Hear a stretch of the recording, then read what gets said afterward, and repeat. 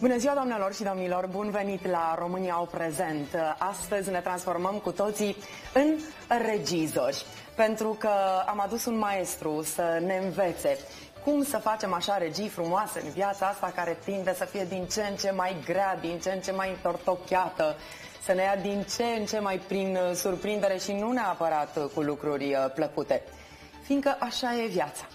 O regie, până la urmă, România este și ea o mare regie în care la butoane sunt tot felul de oameni, fie că vorbim de politic, de social, de artă. O să vorbim mult despre artă, de muzică astăzi. Și lumea întreagă, până la urmă, e o regie și cu toții suntem ori actori, ori figuranți, ori regizori, dar șmecheria e că putem întoarce în favoarea noastră aceste roluri și putem din figuranți să devenim actori principali. Ne învață regizorul Petre Năstase cum să facem. Bine ai venit, Petre! Bun, bine te-am găsit. Mă uitam în prompter și... Bă, unde este textul, știi? Da. Nu este niciun text. Noi aici am funcționat pe textul născut direct. Să știi că, sigur, am o idee așa întotdeauna. Mă concentrez pe starea omului care e în fața mea și încep să vină exact cuvintele eu care... din reflex mă uit întotdeauna într-un platou de televiziune la câteva detalii care trebuie să... Asta e meseria. Imediat mi-a sărit ochiul. Bine te-am găsit, Lavinia, și mă bucur că ne-am reîntâlnit. Da, aici în Londra... sau în UK, comitatul londonez, pentru că plouă de nu ne mai revenim. Ar trebui să avem melodia lui Alifantis cu Plouă, plouă. Așa e, sau a Marinei Voica, da, în interpretarea Marinei Voica și afară, plouă, plouă și trecut de ora a doua după amiaza. Ploaia avea un sens, acum ne omoară de câteva săptămâni bune. Chiar vorbeam cu un prieten de la Cluj și îl întrebam, cum e la tine, filmezi? Ce se întâmplă? Că au fost zilele Clujului. Nu, plouă în continuu și la noi. Da, să trecem la subiect. După ce voi fi admirat ce bine arăți, ce fresh ești, asta înseamnă că vii din vacanță sau... Nu vin de acasă, am fost repede până acasă ca să mă aranjez să vin la tine în emisiune. Nu, a fost un weekend frumos și liniștit. Pe ploaia asta. Da, chiar liniștit, ne mai odihnim și noi. Da. Ne mai odihnim, mai vedem un Eurovision, spre exemplu, zic. O mare lecție de televiziune. Mare, uriașă. Eu am fost de 2 ori. Nu, am fost o singură dată, de 2 ori am făcut videoclipurile pentru participanții la Eurovision, pentru sistem și am avut noroc atunci. Am impresia că au ieșit pe locul 3. Chiar 2? Nu, 3. Mă înșel N-am fost eu? niciodată pe locul 3 a ieșit Mihai Anghel 3 cu sau sistem. 5, nu ai ținut. Nu, 5. Nu, au fost pe podium. Pe podium. Sigur mi-aduc aminte. Foarte bună piesa, foarte bună vocea, luminița deosebită. Am fost la Belgrad, în schimb, cu Vlad și Nico, care săraci n-au avut noroc, deși sunt 2 voci uriașe. Și piesa frumoasă, mi-aduc aminte și acum. Piesa frumoasă, dar nu de Eurovision. Acolo trebuie ori să ai o piesă cum a fost cea a Suediei, care din primele 3 note ți se făcea pielea de găină instantaneu, și o cântăreață trebuie care să cânte cum respira. Adică fata aia e o suedeză marocancă, am înțeles. Da, berberă, cu părinții marocani și inclusiv dansul ei, în acele mișcări care ne-au fascinat pe toți, se regăseau niște elemente de dans tradițional. Am votat Suedia. Bravo, și eu am votat Suedia în capul meu. Atât de entuziasmat am fost și atât am comentat pe stația că m-am trezit că s-au închis liniile de vot și anul ăsta, ca un făcut, eu n-am votat. Sunt prea multe comentarii că se votează geopolitic, că da, sunt și detalii. Se votează și geopolitic, dar când vine așa ceva... Dar când vine sănătate. Valul, așa e. nu poți să te pui împotriva lui. E penibil să votezi, adică ar fi ieșit un circ din Eurovision ăsta. Un mare spectacol de televiziune, decupajul impecabil, nu numai că este impecabil, este aproape fantastic. Dacă iau un program acolo de decupat, de tăiat, nu se taie, deci se pregătesc tăieturile cu 6 luni înainte. Există foarte multe detalii pe care le-am văzut. Eu când am fost acolo chiar am stat și m-am uitat la tot ce înseamnă backstage, tot ce înseamnă detalii de producție, am rămas înmărmurit. Și ca atare el funcționează. Este aceeași echipă, dacă nu mă înșel, de vreo 5 sau 10 ani. Între 5 și 10 ani, nu mai țin minte detalii. Aceeași echipă. Nu știam că este aceeași echipă, nu se schimbă. Deci sunt niște oameni care își fac mâna practic an de an la nivelul ăsta. Da, uriaș. Uriaș, este incredibil. Ce am văzut. Incredibil, nu. Impecabil. Totul este făcut atât de bine că ai impresia că au montat înainte piesele. Da. Deci tăieturile, deci se respectă fiecare compoziție a fiecărui cadru. Nu există să se taie pe un cadru, o macara degeaba, decât pe exact în regulile de televiziune, pe note foarte înalte care descriu o anumită emoție sau pe coreografii care au un sens geometric. Deci îți propun să comentezi direct pe imagini. Ce zici? Da. Că dacă tot este, ai zis tu, lecție de televiziune, da. Hai să fie lecție de televiziune și îți propun să vedem prima oară Lorraine cu piesa asta extraordinară a ei. Euforie, într-adevăr, este o euforie a artei, a muzicii. Arta fără emoție nu are sens. Așa e. Este o mare emoție. Deci și am mai auzit un coleg de-al nostru care spunea că nu știe secretul ratingului. Ba da, există secretul ratingului. Emoția. Câtă emoție reușești să transmiți omului de acasă. Aici este bătaia. Deci ai transmis, omul se uită. Nu mai pleacă de la tine. Emoția. Ăsta este cuvântul în televiziune. Marele secret. Descoperă. De aici... Înseamnă că suntem păcăliți așa de câțiva ani, că secretul ar fi altul. Nu, ăsta este. Emoția. Indiferent de ce nuanțe are ea. Deci o emoție puternică poate să fie de mai multe feluri. Are nuanțe, e colorată emoția în toate felurile. Dar ăsta este... Bine, tu prin construcția ta, Petre Năstase, și eu mică pe aici și eu cu construcția mea, spre asta tindem, spre emoția pozitivă, dar și emoția de factură negativă creează valuri. Noi ne concentrăm astăzi pe partea plină și limpede a paharului, pentru că au fost câteva prestații, am selectat așa special pentru ochiul tău de artist și pentru urechea ta de om care a făcut muzică și a făcut școală de muzică. Am selectat așa câteva momente care cred că îți vor plăcea. Începem cu Lorraine. Mulțumesc. Și ia să vedem noi cum se derulează ceea ce mie mi s-a părut a fi videoclip. Cum ziceai tu, ai impresia că e clip. Da. Aha. Și hai să vedem. Putem comenta pe... Putem comenta, sigur. Bun, aici e foarte simplu. Un plan general care desenează o stare. Groplanul care este emoția perfectă. Ați punctat și costumația, ai văzut în momentul final, n-am mai avut acest blazer care flutura și ceva s-a pierdut după ce câștigase, zic. Aici melodia are o anumită fluiditate, o anumită lejeritate. Ea cântă ca și când ar respira. Nu are nicio... Nu se chinuie deloc. Iar cei care cântă într-adevăr și mari artiști care știu ce înseamnă să cânti și în același timp să să execuți o coreografie de iar coreografia asta e complicată, adică gesturile astea sacadate cer o forță a executării mișcărilor. iar pe frazarea ei muzicală nu se simte absolut nimic. Decupajul este foarte strâns pentru că nu aveau de ce să decupeze pe planul larg și că nu aveau o motivație dramaturgică pentru decupaj. Nu aveau de ce. Ei au închis spațiu, s-au concentrat pe emoția ei, au desenat-o perfect, gros plan, prim plan, plan întreg și din când în când cu o macara care avea sens pe notele, pe acutele puternice. Și pe toate momentele de creștere pe care piesa le-a avut. Da, pe momentele de creștere, exact.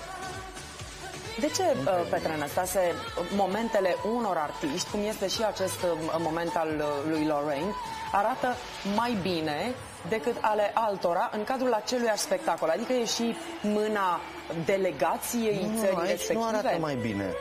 Nu e că arată mai bine, este foarte artistic. Potrivită abordarea lor pentru această melodie. Ei s-au concentrat, ei aveau asul în mânecă, nu trebuiau să încarce. Pentru ce? E ca și când ai arăta coloana infinitului într-un decor foarte spectaculos. Pentru ce? Ce e aici? E inefabilul piesei. Ea este o minune, o flacără. Da. Deci n-ai ce să mai...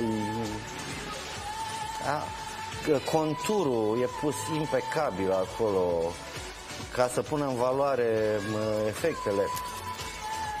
Scuze. Vine momentul meu favorit.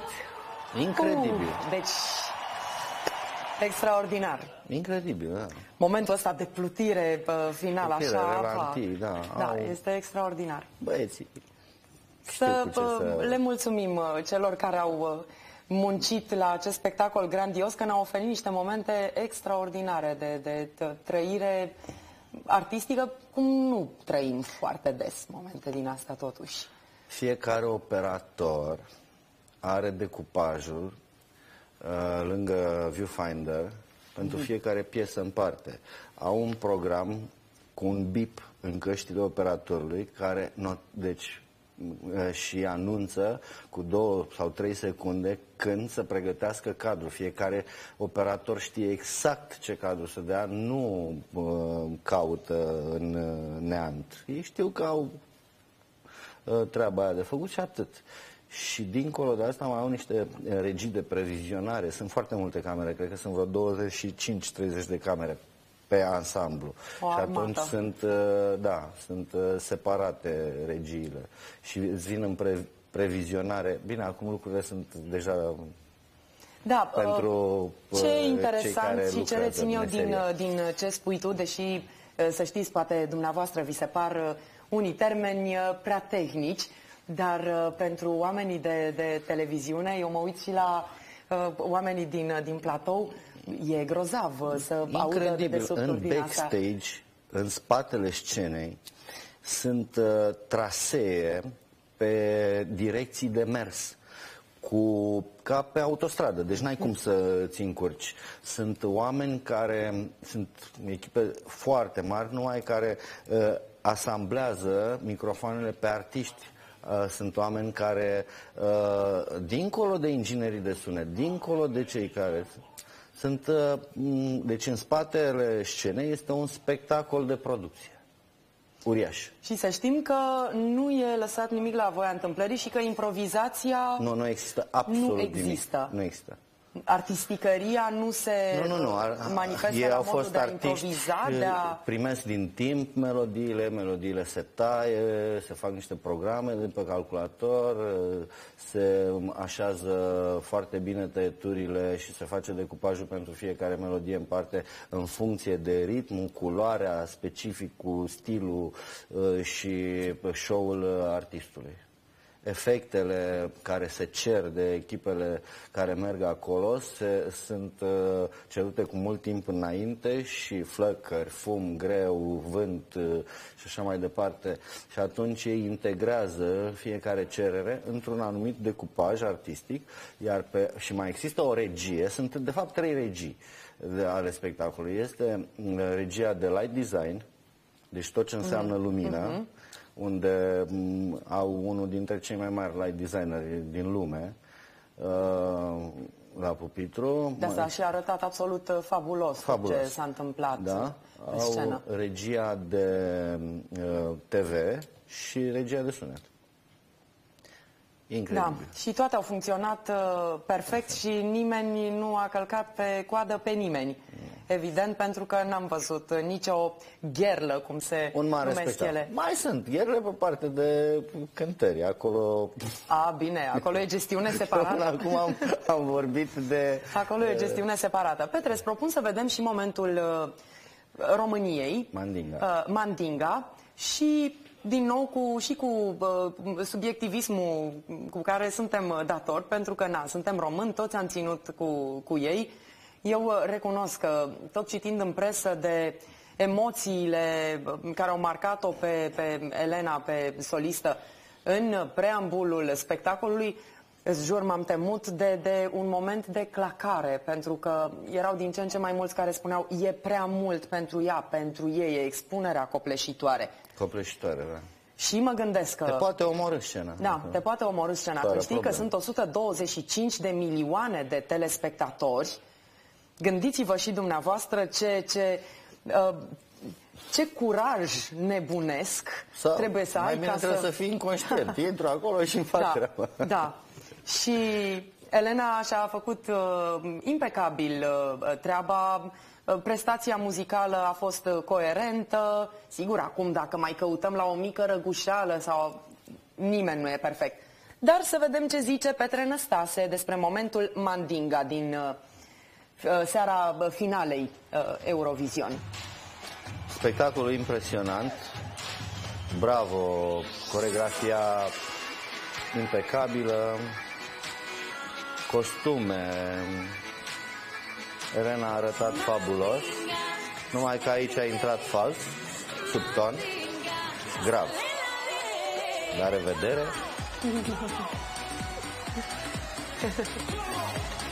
Dar și-a revenit. Și-a revenit, dar când ești într-un show la nivelul acesta, să intri sub ton din prima... Sunt două chestii pe care eu le știu din zona trainingului. Efectul de primaritate, gândiți-vă la prima dată ce faci, și efectul de recență, ce faci ultima dată, adică începutul și sfârșitul. Eu cred, Elena are voce, după părerea mea. Nu sunt un mare specialist dar cred că trebuie să mai ai lecții de canto.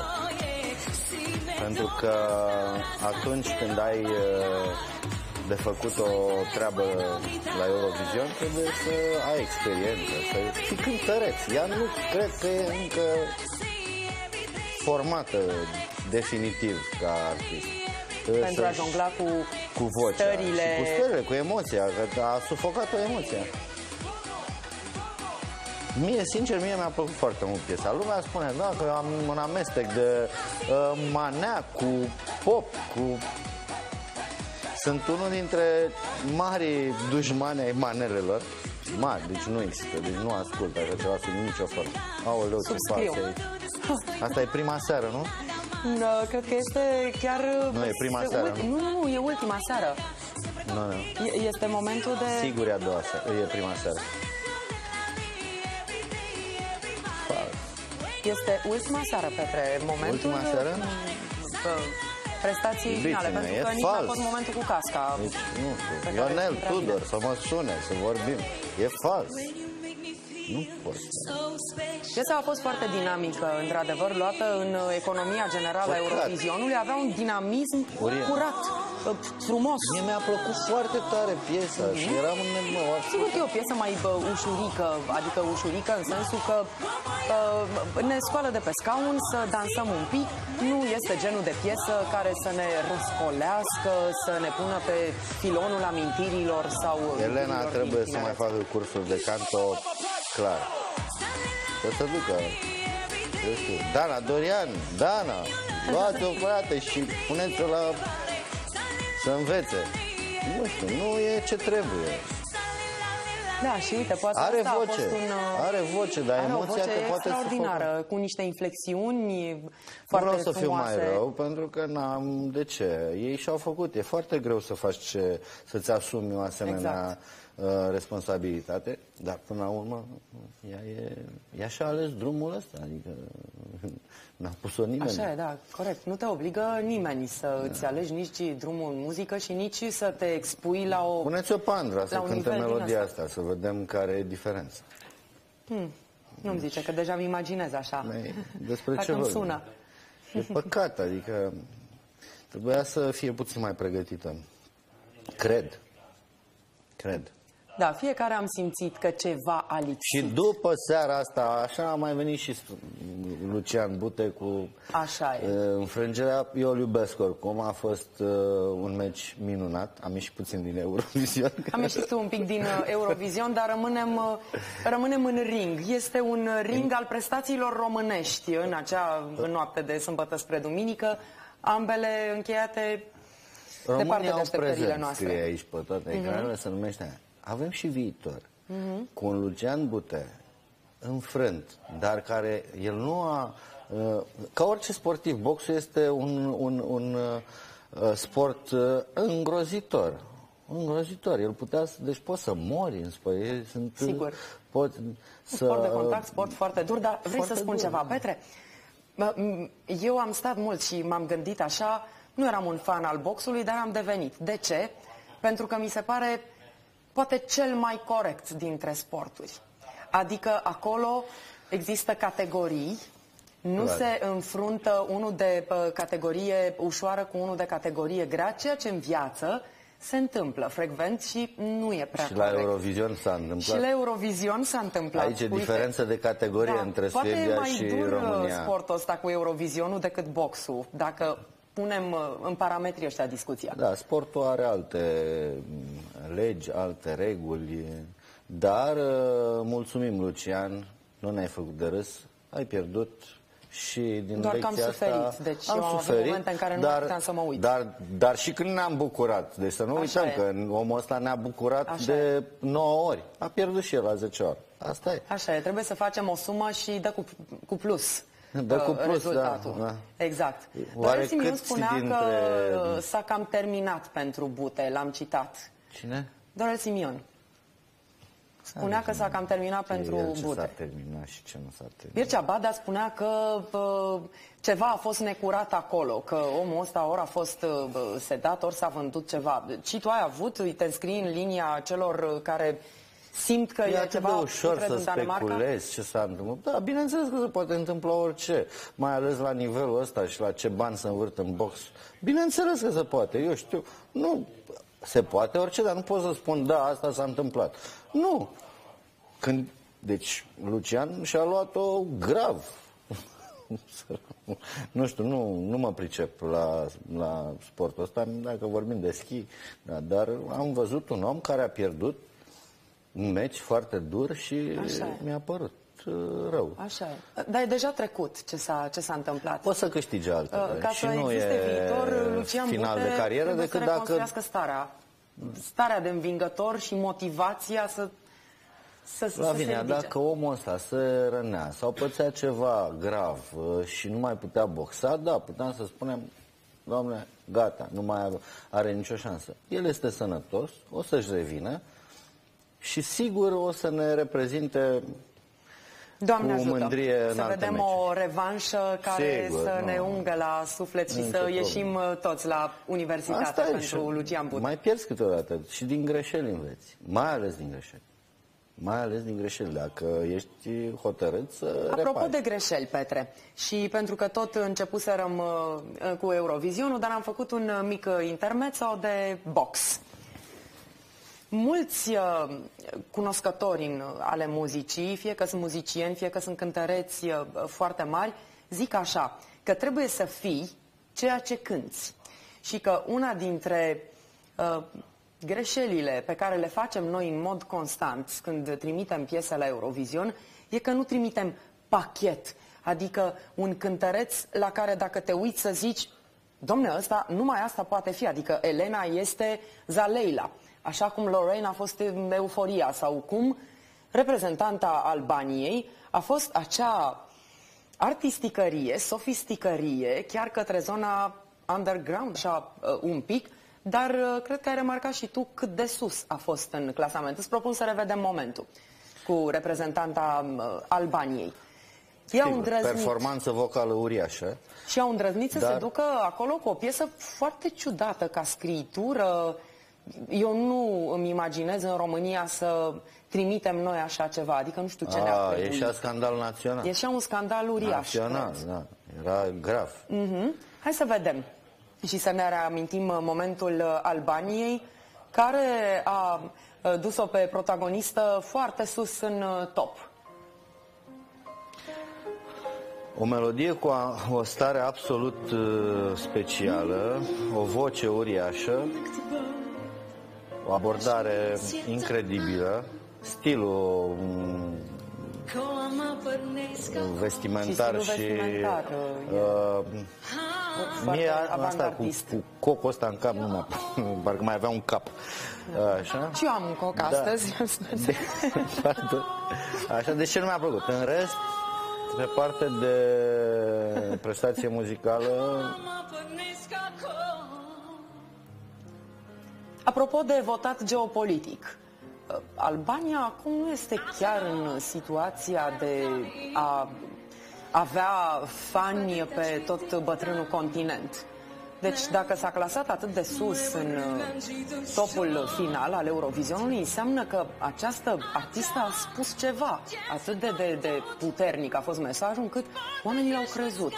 Și poate ar trebui să învățăm din lecțiile astea. Mai falsat și domnișoara.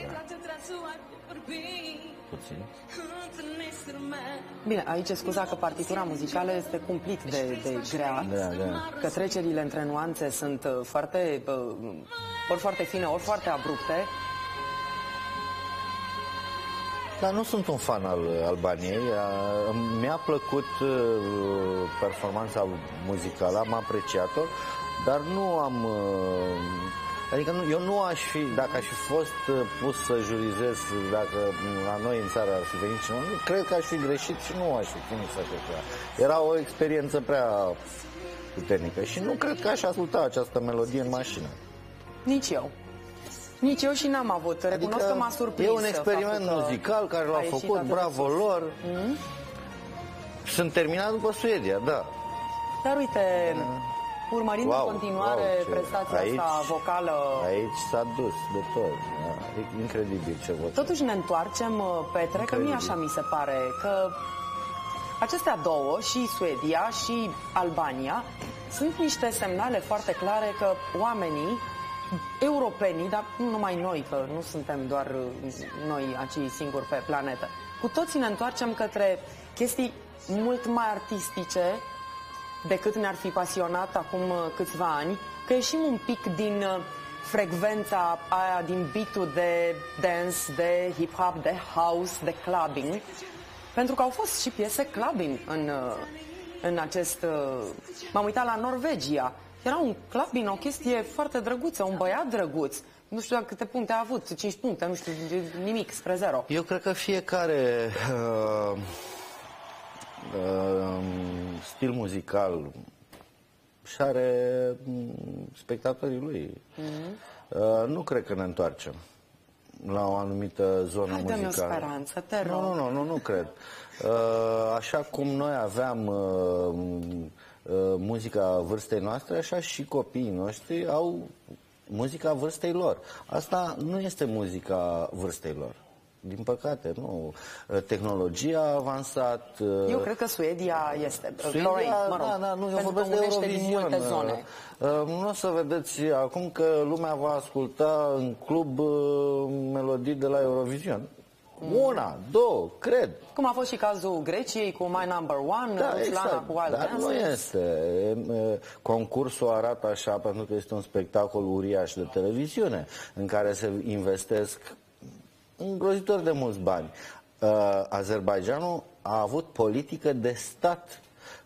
de 4 ani de zile pregătesc organizarea Eurovizionului. Cum?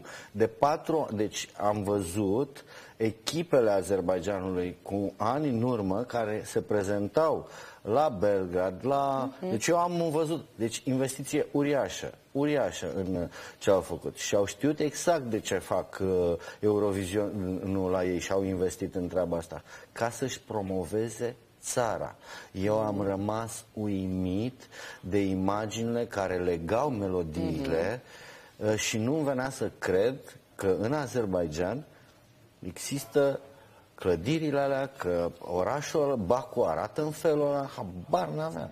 Așa au impregnat tot spectacolul cu aceste pastile care ne prezentau spiritul lor, muzica lor, străzile lor, luminile lor și au dat o lecție uriașă statelor din estul Europei. Așa e. Și cred că multora li s-au aprins beculețele spre o eventuală destinație turistică. Da, Baku, Azerbaidjan. Da? Da, pe bune. Dar bate gândul să te duci. Da, sigur. Frumos. Cum să construiești o sală de 23.000 de locuri sau în 7 luni și să arate în decembrie până în... Corect. Ne întoarcem la discuție, Petre, și eu mai am o provocare pentru tine. Nu am pus acest moment în filmulețele pe care le-am selectat noi, dar vreau să vorbim despre Rusia, dar după publicitate. Rusia. Am văzut un...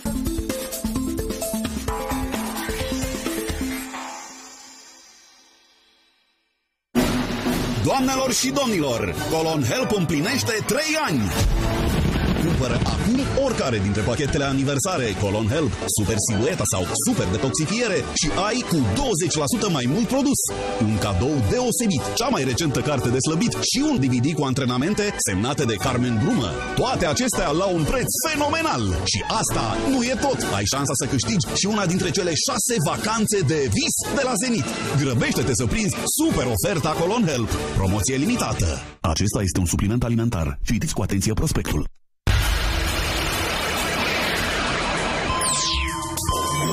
Salut, prietene! Am venit să-ți aduc serviciile digitale ale viitorului. Abonează-te acum la Acta Cablu sau Acta Internet și beneficiezi de 50% reducere pentru primele 3 luni de abonament. În plus, ai abonament gratuit la Acta Telefonie și 20 de minute naționale incluse. Te așteptăm la sediile Acta și la reprezentanții noștri din localitatea ta. Pentru o viață sănătoasă, consumați zilnic minimum 2 litri de lichide.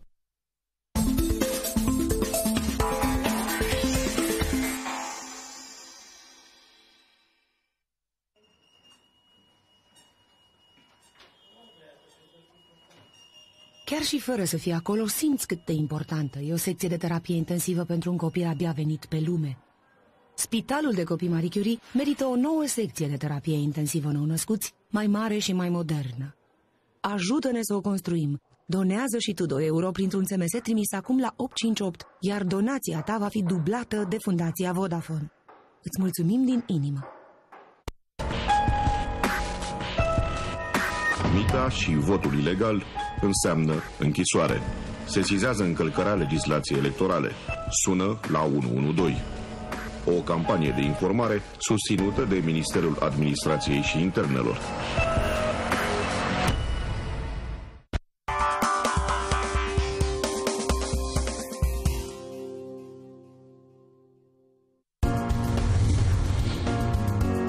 Avem timp să ascultăm. Avem timp să înțelegem. Trebuie doar să vrem și să începem de undeva. Din mintea mea, din mintea ta, din mintea cuvintelor. În mintea cuvintelor, în fiecare seară, de luni până vineri, pe Giga TV. Vă aștept!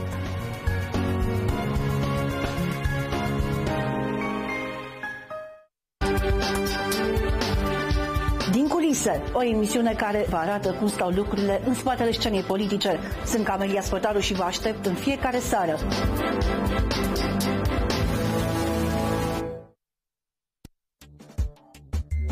Somnul rațiunii naște monștri. Iată de ce vă îndemn la veche. Lumea nu e doar albă, nici mai neagră, așa cum mulți vor să vă convingă. Pentru a descoperi infinite nuanțe, vă invit în spațiul de veche, la Ora de Veche.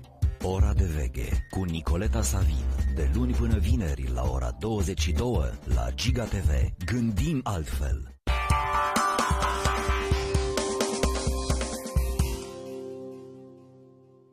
Ne-am întors cu regizorul Petre Năstase, cu Eurovizionul și trecem ușor și la artisticăriile pe care le-ați făcut dumneavoastră, domnule regizor, pentru Eurovision. Dar până acolo, ce părere ai avut despre Rusia? Avea ce căuta un astfel de moment? Deci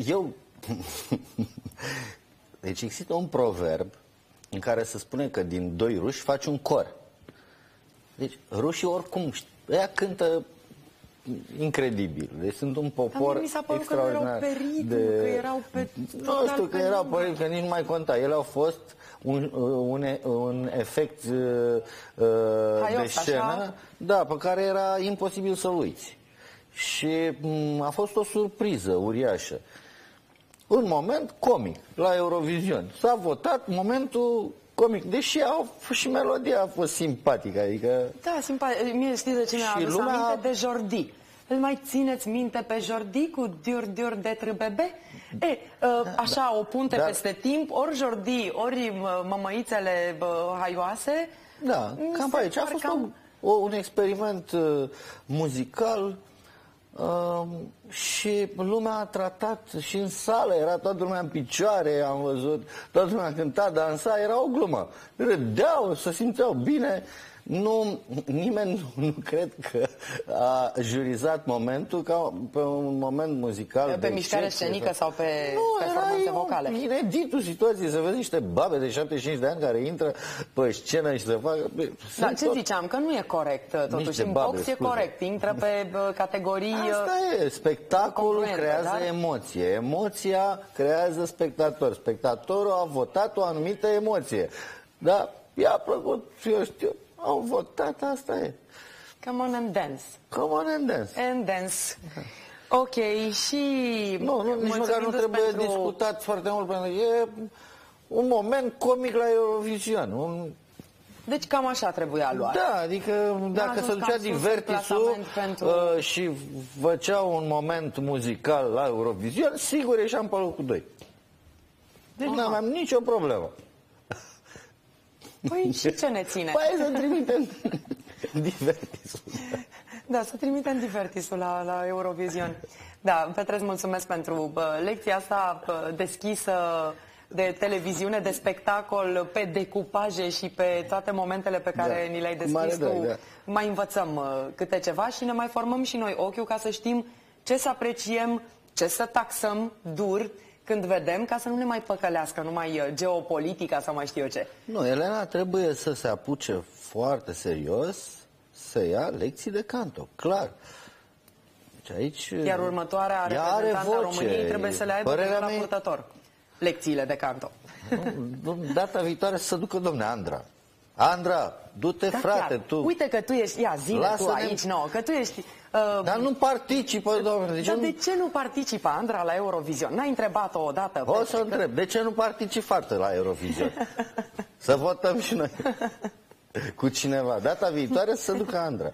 Da, să știi că și să nu mai votăm, intră tot felul. Ce să mai facem noi? Concursul nostru național. Hai să pregătim o piesă, da? Să-i o dăm Andrei. Să-i o dăm Andrei și faceți concurs de piese pentru Andra. Păi acum să știi tu că dintre marile voci, Andra a cam baletat așa, pe tot la încălzire, pe marginea terenului, n-a intrat în joc. Este fabuloasă. Deci eu o iubesc din tot sufletul. Și eu o iubesc foarte tare și aș vrea să o văd acolo la Eurovision. Da, ce să mai facem concurs? Mai cheltuim și bani pe la TVR, cheltuie o groază de bani pentru preselecția națională.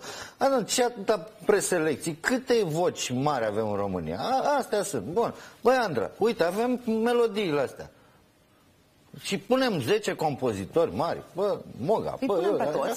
Băi, compuneți o melodie. Și pe urmă vedem ce iese. Se poate uite, face mie să știi că rețeta Petre Năstase pentru organizarea Eurovisionului îmi place foarte tare. Cheltuim o groază de bani, aiurea în tramvai, așa, hai să facem spectacol, să-și facă TVR-ul, cheltuie o groază de bani, pe un spectacol, o preselecție care oricum iese cu scandal permanent. Așa e. Da? Tot timpul. Bacă sau transfer, bacă sau... Nu, domnule. Terminați odată cu prostia asta. Dați-i, Andrei, o piesă și gata. Dar știu că sunt țări care procedează așa. Da, sunt. Nu? Păi n-am vorbit în necunoștință de cauză. Exact, sunt țări care aplică metodologia asta. Adică trimitem și noi o voce. Hai să avem voci. Atunci când au fost oameni care au cântat și care ne-au reprezentat, da, piesa acum a fost bună, băieții au fost buni, costumele minunate, show-ul impecabil. Frumoși, da, dar dacă nu te duce ca emoții, ce faci? Așa e, că emoții au toți. Da, adică mi-a părut rău, mie îmi plăcea melodia asta foarte tare. Ei, și ca să ne mai revenim așa din tristețea acestui loc 12, deși... Da, nu este rău locul. Zic că nu e rău. Nu e, păi din 42 de țări să ieși pe locul 12? 42 de țări angrenate, votante. Dar așa au fost 26 în concurs, au fost în așa, au fost 18 țări.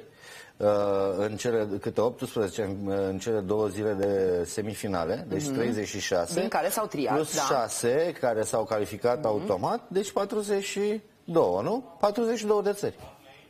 În finală au fost 26? În finală 26, pentru că se califică în finală câte 10 din fiecare semifinală. Deci am ieșit undeva din 42 de țări, aproape. 13, 26. Adică, ia să vedem și noi ce face, eu știu, ce echipă se duce acum la Champions League sau ies afară din din prima partidă. Bang, bang.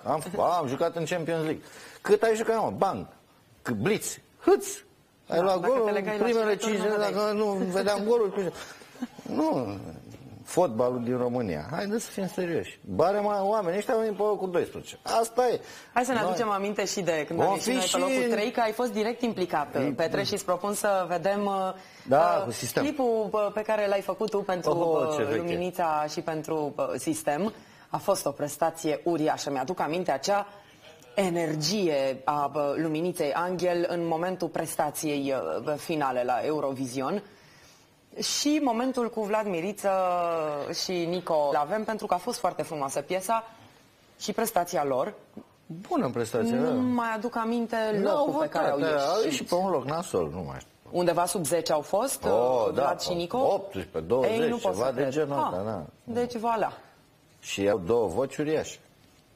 Voilà. Deci vedem, ca să ne poziționăm așa, la mijloc, cum îi stă bine românului, și să nu ne simțim nici defavorizați de soartă și nici așa pe cai prea mari. Locul 3 pe care l-a luat Luminița Anghel și Sistem, de asemenea locul obținut de Vlad și de Nico, pe videoclipurile făcute de invitatul meu de astăzi, Petre Năstase. A trecut ceva timp. Și aduți aminte, așa, ia o să să vedem. vă povestesc acum cum s-a născut clipul Sistem.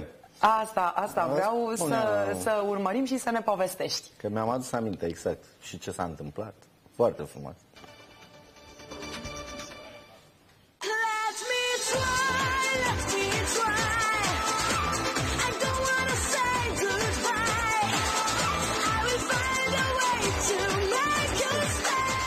Primele 5 note, bang, a intrat, la revedere.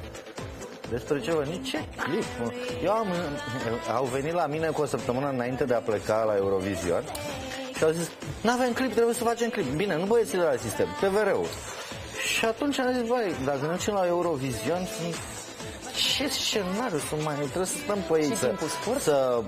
Am decis, băi, le speculez foarte bine imaginea, show-ul, butoaiele astea, și am ales o locație care era fabuloasă pentru toată Europa, la Vulcanii Noroie. Și aici deja am trecut în Vlad. Clipul a și luat premiul pentru cel mai bun clip de la Eurovision de la Belgrad. Deci a fost cel mai bun clip din concurs. Că s-au dat și niște premii. A și luat premiul clipul. Cu simboluri foarte sugestive. Da, o chestie așa suprarealistă, cu ceasurile acolo pe malul meu. Am fost pe marginea lumii, la capătul pământului. Asta e o carieră. Arată foarte pictural, mai ales clipul cu Vlad și cu Nico. Momente frumoase pe care putem să le ținem minte, să le bifăm așa ca reușite în istoria participării noastre la Eurovision. Bine, ce scandaluri au fost și cu Vlad Miriță și cu Nico. Ce reușită! Prima a fost reușită, doar nu. Nu, deși piesa bună... conflictului, așa, cârcotelii. Da, bine, good news, no news, dar până la urmă nu suntem noi în măsură să judecăm starea unui... Ce să am eu? Am transform în judecătorile. Nu, frate, deci când te urci pe scena aia, poate să te omoare. Așa deci e. te omoară, deci dacă ești e un copil. E un copil care când s-a trezit acolo în față, sunt 20 ceva de mii de oameni în sală, da, care nu sunt tocmai prietenoși, cred eu. Exact, bine, au și ei vin la distracție, că acolo e o întreagă nebunie, o atmosferă, ca la Olimpiadă, așa, e frumos, toată lumea se simte bine. Dar... ce oameni buni, nu știți ce înseamnă scena. Te omoară. N-ai experiență, emoția te sufocă. N-ai experiență, reușești doar să nu clachezi, dar nu reușești să duci momentul artistic pe care trebuia să îl creezi acolo până la ambitusul lui maxim. Ori te transformi în melodia pe care o cânti și te transpui în ea până la capăt, ori nu. Dragul meu, pentru că tot ai zis tu că nu vrei să te transformi în judecătorul nimănui și așa și pe dincolo, ce-ar fi să te transformi tu în judecătorul tău personal?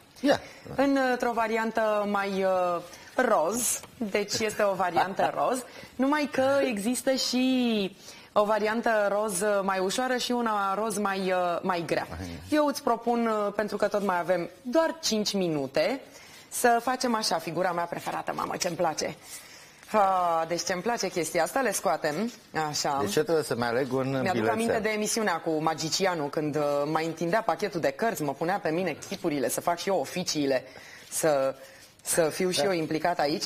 Amestecăm cărțile, jocul de cărți, așa că așa se zice. Așa. Și eu te voi invita, răspundem cât ne ține timpul. Așa, ia să vedem ce ți-a picat. Ce vis frumos din copilărie ai pierdut pe drum și cu ce l-ai înlocuit? Oameni buni, nu am pierdut niciun vis. Nu-mi spune. Credeți-mă, nu am pierdut. Dumnezeu mi-a dat atât de multe, atât de mult noroc, pentru că eu fac ceea ce îmi place. Eu sunt îndrăgostit de meseria mea. În liceu, eu am cântat la chitară, aveam o trupă cu Toni Șecărescu, care acum e vocalist la Direcția 5, în sfârșit. E o poveste fabuloasă. Am avut chitară, în sfârșit, eram rocker, dar... Vine vremea frumoasă, fii atent, ne strângem și ne apucăm de cântat. Ambient plăcut și aducem o chitară, 2 nouă, câte vrei tu. Și facem un moment de asta. Eu cânt, am cântat, am făcut chitară clasică. Eu iau ca pe o promisiune. Ce vis al copilăriei? Visul copilăriei pe care nu l-am pierdut este faptul că am reușit să fac ce-mi place în viață și să nu mă trezesc niciodată la ora, adică să mă duc la servici la ora 7 sau dimineața. Deci... Dacă mai reușit, eventual să pleci la 7 dimineața de la serviciu, nu? Da, asta da. Poate așa, foarte mai frumos.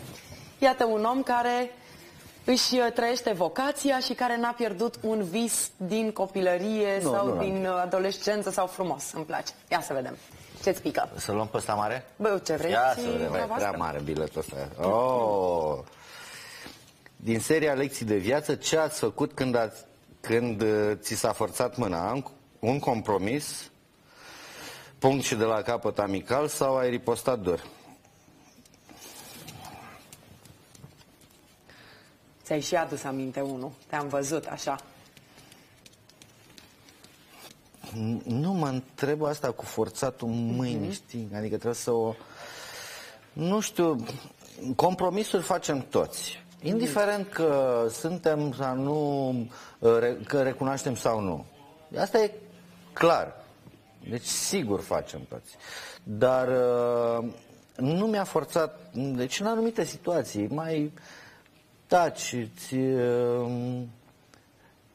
Așa. Nu, am luat-o de la capăt. Deci ai luat-o de la capăt? Da. Am luat-o de la N-ai capăt. ripostat dur? Nu. Nu ești genul care să... Am luat-o de la capăt. Frumos. Lecție de viață. O variantă. Când ni se forțează mâna, când ni se impun lucruri pe care nu ni le dorim neapărat. Da, clar. O luăm de la capăt, da? Frumos. Și ia să vedem pe ultimele 30 Viața de secunde este mult fi. prea frumoasă ca să Așa. nu... Și roz. Și roz, da. Să vedem dacă spică una chiar roz sau una un pic mai... Nu o să-mi fac cont pe Facebook niciodată. Întrebarea era, când își face și Petre Năstase cont pe Facebook pentru prieteni, pentru fani? Nu. De ce? Nu consider că am timp pentru prostii de genul ăsta. Eu socializez foarte mult oricum în fiecare zi. Așa cunosc zeci de oameni. Nu, n-am timp pentru asta și nu cred în... Este o metodă de a controla foarte bine informația. Viețile oamenilor și informația. Nu. Ok, deci ne-am luat gândul, Petre Năstase nu își face cont pe Facebook, dar o să-l mai vedeți la România au prezent, pentru că el tot timpul meșterește câte ceva și poate îi faci clipul de